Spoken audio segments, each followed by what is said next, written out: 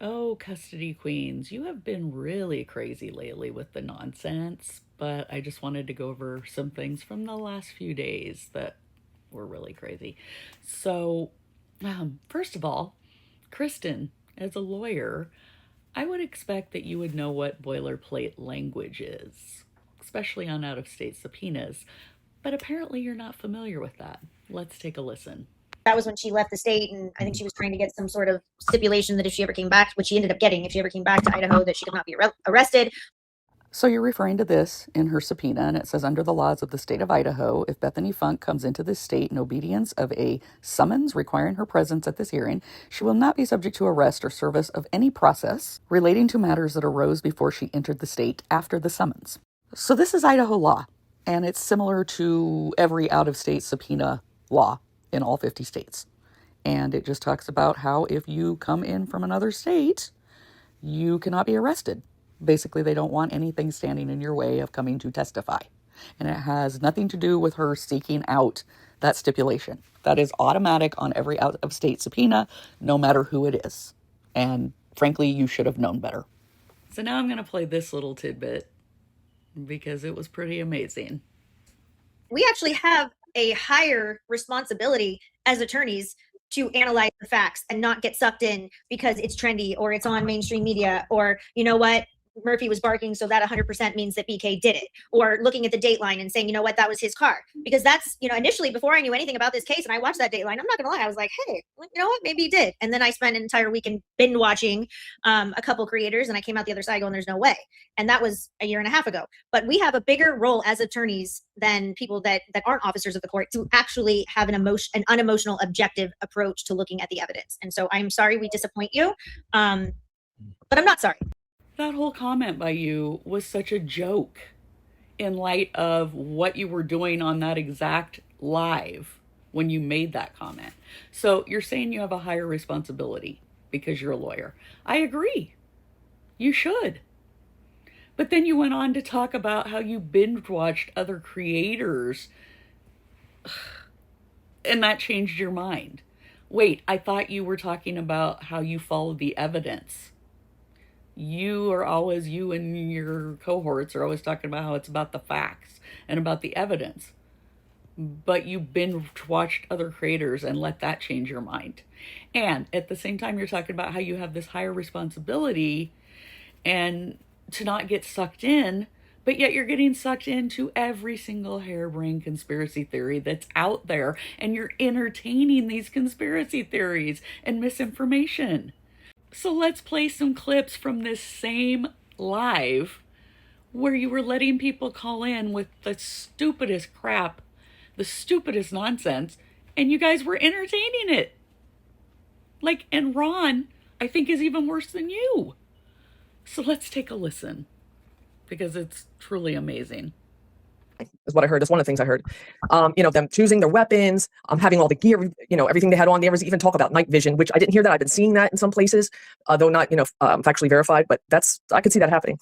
And I believe there's multiple people involved in this. Obviously, I believe that this was a very well thought out plan. You got people on the outside looking out, you got people on the inside, and you got somebody directing it. I have a clip on my channel. I haven't fully developed my channel because I kind of like to be more of an observer. But it's on my channel, the snippet of where I hear Koberger's name, the first time. And then you hear the guy go, and some people hear other things, but I clearly hear, because I slowed it down, listen to it. Koberger, go. It's like a directive. It's go. So about 20 seconds after that, you hear a group of people, and you hear cars starting up. You hear people leaving, and you hear, ride with us. You could ride with us, or ride with us, Koberger. And I heard the audio that you're talking about. What I heard was Koberger. Yeah. Sure. How did Koberger become the person of interest? And yet there's nothing that points to him. How did this happen? And so this is, I think, what most of us are like spinning our wheels about, and why we're still, the connection. So if any, I'm still not convinced at this point. His name could have been pulled out of a hat. Except it wasn't. Now was it? Because there's evidence. Remember, the evidence you claim that you follow, the facts. So I feel that there was multiple perps, and I feel that they were on all floors. And especially considering that the bathrooms were right next to both crime scenes, it would have been easy to clean up. especially if you would have brought in some dollar store shower curtains and laid them down by the doors. It would have been easy to get into the shower and not be able to track a whole bunch of, crud throughout the house. I feel as if whoever did this was most likely in law enforcement. Yeah, okay. Scott Green, very powerful person, very connected to the FBI. He was really good friends with Free, the ex-director of the FBI. Scott Green of Moscow, he has a nostalgic attachment to that house. He would naturally have to. That was his childhood house. The president of the University of Idaho, is it Scott Green? Yeah, he's the president. Yeah. If he has connections. Also lived in the home. Lived in the home, yeah. He was the owner of the home. Well, no, that was not his childhood home. He never lived in the house. It was actually owned by his father. It was a rental property. And President Green has no memory of the house and did not grow up there. So, try again, Toes. Try again, custody queens and Ron. Ron, I wanted to talk to you about something you mentioned once. You had a friend or a client who was being targeted with directed energy weapons. I also have been a victim of directed energy weapons. I had a car crash staged against me in Hilo, Hawaii. I was taken to the hospital. I was drugged, and then I was injected with radio frequency interfaceable bioengineering nanotechnology. And after that, it made computer body networks in my body. And after that, I was targeted remotely with directed energy weapons. I was targeted with directed energy weapons before that, but I learned how to block it very easily. And it was after that that I was injected with the bioweapon to make it really hard to block directed energy weapons.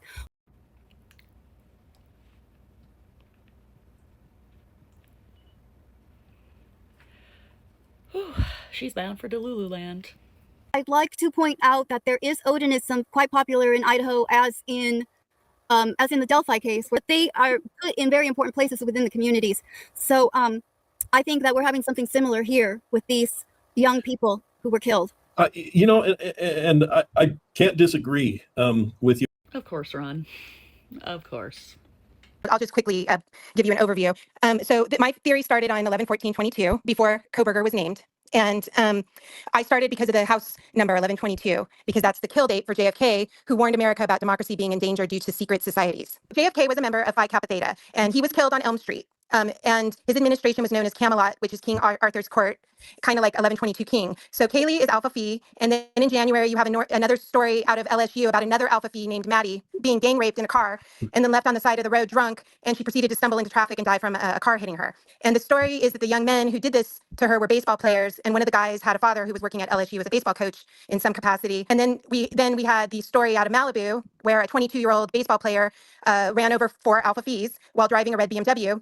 So we have only 6 Alpha Phi have died while at university in the last 100 years, and all of this happened within 11 months of each other. The story on this one says the accident happened across from Sigma Chi. So the one in Malibu, Sigma Chi members went out to go help the women that had been hit by a car. So you have Sigma Chi and Alpha Phi, again, connected in the paper, and this is all kind of in the same time frame. So there are 56 national collegiate fraternities, so having 2 stories with Alpha Phi and Sigma Chi in less than a year is odd. And there are 26 national sororities, so to have national stories with 6 Alpha Phi members dying of horrible accident, murders, violence in less than a year is also odd. Very rarely have I seen national stories about sorority deaths. Usually it's a fraternity member from hazing. And there was a Beta Theta Phi in the Idaho 4 storyline, Jack D, because I'm trying to do pattern recognition. And we had Tim Piazza, a baseball player, and a Beta Theta Pi dying in 2017 from an awful hazing incident in Pennsylvania where he fell down the stairs. And it took 12 hours before his fraternity brothers called law enforcement. And the Alpha Phi address for the University of Idaho is on Elm Street, which, again, JFK was murdered on Elm Street.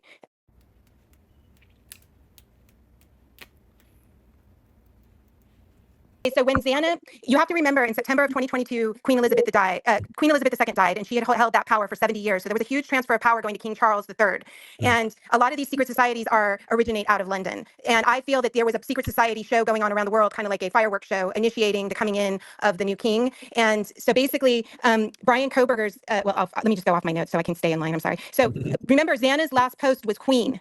And the story at the beginning of this case was Queen Street, Queen Street. No, it's King Street, it's King Street. So for like a week after this crime took place, we were confused if it was Queen or King, and we were having a transfer of power from a king, or Queen to a king, and the crimes took place on the eve of King Charles's birthday. His birthday is actually November 14th, and his first act as king was actually on November 13th. Oh, but wait, there's more. Which was laying a red wreath on the tomb of Remembrance, a very high-level secret society number. It adds up to 33.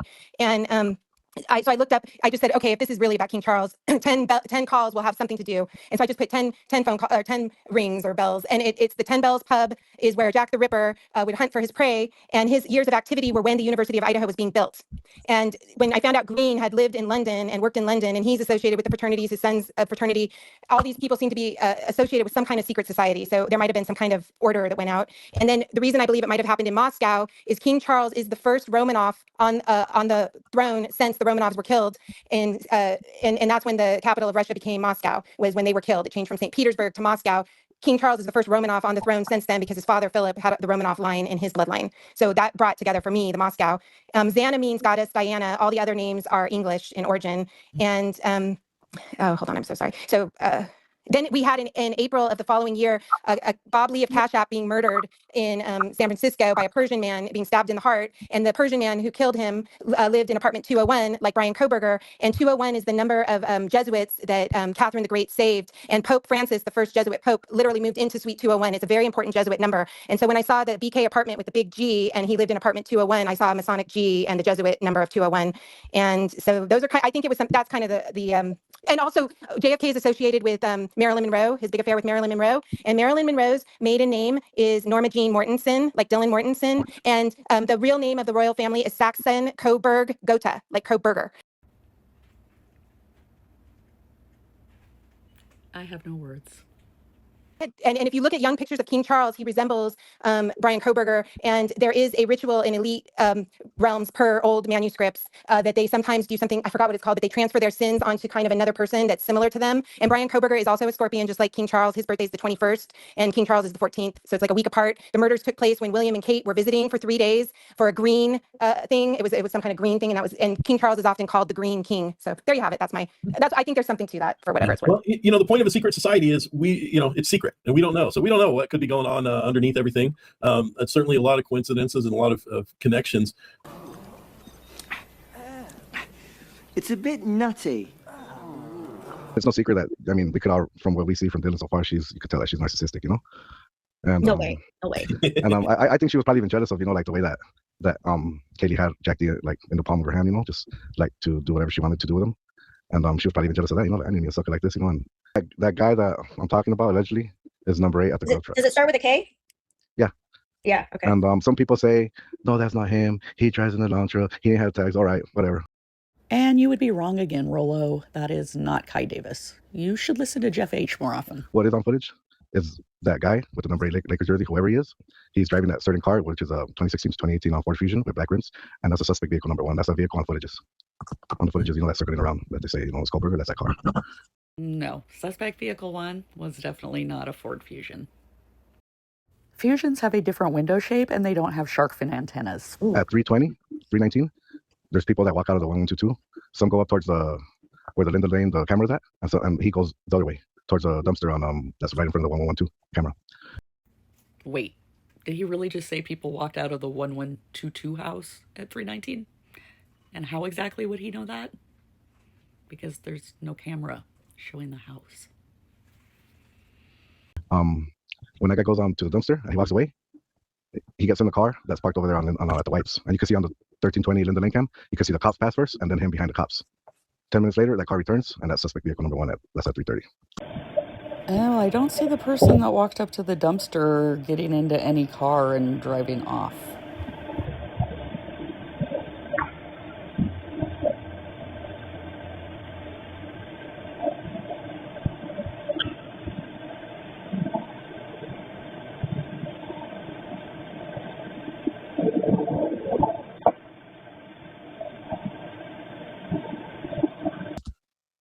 Starts doing all that circling around. People say, oh, he probably picked somebody up. Yeah, he probably did. Probably picked up Bethany, And when at the same time that he walked out, the other people that walked up that way, it was at least 3. One goes to the side of the tree, and coincidentally, there's a black car, BMW, parked right next to the tree. Well, next to the the SUV that leads at 424 or 25, whatever. It's parked next to it. When these people walk from over there, one goes next to the car, and the other people go into the first apartment, which is Jack Showalter's. Except you can't see Jack Showalter's apartment from any of those cameras. His door for the apartment he had was facing Taylor Street. But okay, go on with your bad self. You start hearing plastic being laid out on the floor. I don't know if they're changing, if they got blood on them already, or they're changing to go stage or what, but you can tell that they're changing because you're even hearing boots being tossed. You know, like when somebody gets home from work, you take off your boots and you just toss them. Your work boots, that's what you hear, the same sound. And coincidentally, Really? You're hearing all that?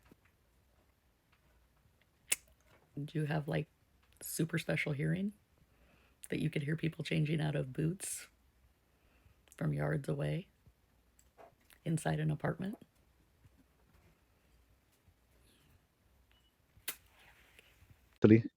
at 3:50 with like 52 seconds, two people walk out of that apartment and they will start walking towards 1122 and they split up. And you can see a phone on one of them, on one of their hands. Oh, and before even before that, at 3:19, almost 3:20, you could hear like supposedly the gun rack sound, but it's not gun racks, it's the door latches from those apartments. You could hear the door, and they walk out of the laundry room. Is right, like is the last apartment on that building, right before you get to the other one where Jack Showalter lives. The last apartment, there's a big L on the door. It says laundry. It's an L for laundry. I don't know if you guys are aware that they found blood stains supposedly in the laundry room. No. I did not know that. Yeah. Wow. So they walk Did they out. test it? Did they test it? Wait, no, right? No. They didn't test it. Why would they test? Why would they test blood in the laundry room? No, there was no blood found in the laundry room at the Browns. Yeah, and well, right before that, they walk out of that laundry room, and then that's when you see the three people, like one splits up, goes to the car, and the other two go towards the apartment. That's why it's blurred out. And the timestamp, if you notice on the 1320, is on the bottom, and those cameras are to the same DVR. They have to be, because why would you run two different ones for two cameras 1530 to blur out, to block out what's like other movement and everything happening, like the and you can tell it's also blurred out, you know, like to blur out the Jack Showalter's apartment door, and behind the treehouse where I believe everything was happening, it was behind the treehouse, and in the parking lot of the Whites, which is the on this side of it, which is right next to the treehouse. Because even when they ask the people, what apartments were you guys in? On the right side or the left, they all say on the left side, which is if you're looking towards the Whites, it's on the left, which is right next to the treehouse. And that's where all that noise, all those screams are coming from over there. When you leave Jack Showalter's apartment and you walk out of like that little, where the building's at, there's like a little ramp. And that's where, like, when they walk to the ramp, that's where he says, oh, he's getting off the car, because it's directly in line with it, you know, but he's not getting off the car. It's you know, I believe it's Dylan and Showalter walking back towards 1122, because that was at 3:51, right? At 4:05, that car coincidentally pulls up right to that apartment, that front door, which is Showalter's apartment. A car can't pull up to the front door of his apartment. It's around the side of that separate building of the Browns that doesn't have like a drive for a car. Plus, again, on the Linda Lane camera, you can't see his apartment. And I believe he's looking from, I believe they're not even using the phones by then. They're like, you know, and also I believe somebody else is using the phones too, you know. But coincidentally, that car pulls up to Showalter's apartment door, and then I guess, in my opinion, it's like, oh, they ain't here, you know. They don't know that they went back. They walked back to the house. So that's when he goes over there and all that stuff happens, you know. Like, I think they were staging, you know. Interesting. But I've always said the keys to this case. You could look at my older videos. Is even on the thumbnail. 226. I'll start it to Jack D. They were calling Jack D when that started happening. That's what they say. When it all started happening, they were calling Jack D. Well, they called Jack D when it happened, when it was happening. And the last call was at 2:53.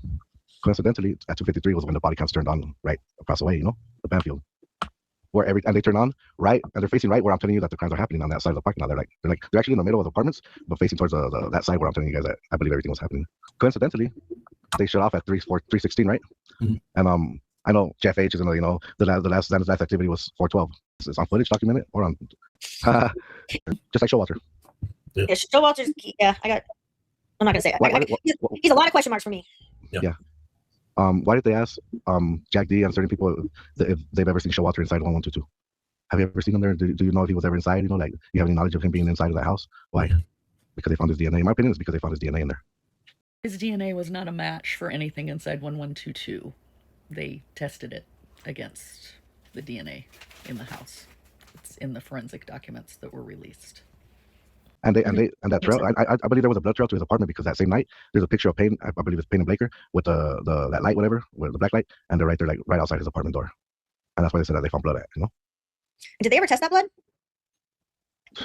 I mean, supposedly they collected it, but I mean, I don't think they tested none of them, because they knew it was going to come back to. Yeah. Yes, they did test it. Items 38 and 39 were the blood samples from his apartment, and it was his own blood. So Kaylee supposedly sold her prior vehicle that she had before the Range Rover in Helen, Idaho, which is like 2 hours away. Okay, but she supposedly did it the morning that they all were out and running around together, getting food, and then going to go to the formal and all of these things. That's like a 4-hour round trip. And then they went over there, right, and then to the formal with Dylan, because she was her +1. So there's just. They were for 30 minutes or something. Yeah, like why would you? Something happened between them. I feel like something happened between them, or something happened that Kaylee's like, I need to exit and get out of here. It wasn't Helen, Idaho. It was Hayden, Idaho, and it wasn't the morning of the 12th. That was a typo by Idaho State Police. She sold her Subaru before she bought the Range Rover. So, no, she didn't drive up to Hayden, not Helen, Hayden, on the morning of the 12th. And just for everybody, there's a game that's called Psycho Killer. It is kind of a card game, and it's been suggested that some of the frat boys and sorority girls were playing this game, but took it a bit too far. Oh, goody. A new wacko conspiracy theory I hadn't heard yet. And that there are some things that are consistent with some of the cards in the game. Is that correct? Yeah, I guess that's the start of the concept. I guess that's the rough beginning of it to try to get people in on the overall theory, is trying to get them to believe that, hey, there were kids in this area potentially playing this game, and it maybe became violent. Not saying that that's what led to the deaths, but we found, based on what we were looking at, myself and some other people, that there's plenty of evidence to suggest that that night or morning, this game was being played at some point. I would love to know what evidence you and some people found. And of course, Kristen is now buying into it as well. Go figure. We went through the vast majority of the cards, and I will say, I don't have any conclusions either way or theories, but I will say the amount of consistencies were eerie. We want to have Demore and Coco on and go through them, because at this, we're all for the truth. So at some point, whether we all think this is wild or crazy, but Sam. Wait, so you're all for the truth, but you're going to have people on to entertain this whole unfounded conspiracy about a card game. Yeah, nothing says truth like entertaining things that never happened. Person has the magic ticket to solve the case. And the case is solved. You talked earlier about that responsibility you have. So why don't you take it seriously and stop entertaining these crackpots that call in with unfounded conspiracies? Maybe actually start discussing the facts of the case. Okay? Do better.